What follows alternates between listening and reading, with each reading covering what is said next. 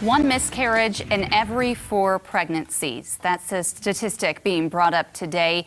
It's Pregnancy and Infant Loss Remembrance Day, a day to raise awareness for pregnancy loss, infant death from miscarriage, stillbirth, and more. Frances Lynn spoke to a local mom-to-be who shared her experience of going through 2 miscarriages. Good evening, Heather. So I also spoke to a local OBGYN, and he told me miscarriages are actually a lot more common than most people would think, especially in the early stages of pregnancy. It was a very difficult journey. Kenzie Powderly and her husband tried to get pregnant for more than 3 years. Then finally getting pregnant and losing our first child, and then had that happen again about 6 months later. They went through 2 miscarriages. Typically, we can't give an explanation on why it happened, which is certainly frustrating. Dr. Tillman is an OBGYN physician. We think of miscarriage as bleeding and passing the pregnancy.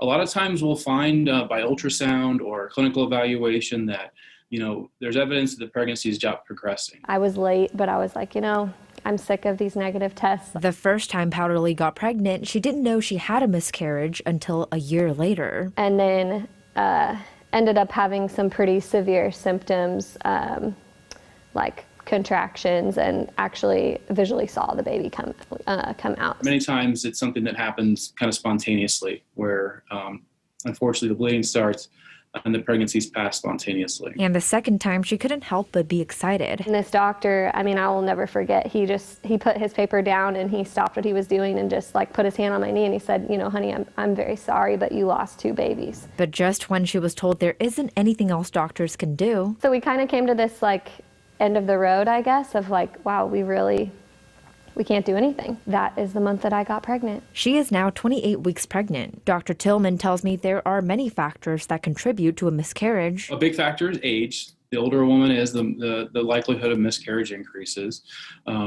Diabetes, uncontrolled thyroid disease, obesity, all can increase risk. And they both explain ways to cope if you do lose a baby. It's an incredibly hard experience, physically, financially, mentally, spiritually. It's hard on your marriage. It's definitely a different bereavement process than losing a loved one with, often there's no funeral. A lot of great resources are found online. One is Footprints on Your Heart, which is a Facebook group. So they can kind of see other stories. Even I've heard other couples say, well, I was only this far along. It's not a big deal, and just kind of sweeping it under the rug. And it will come out, you have to deal with it at some point. Now, Dr. Tillman did tell me there is no medical or biological reason to wait to try again after a miscarriage. Of course, a lot of couples need time to heal emotionally, but you can start trying again right away.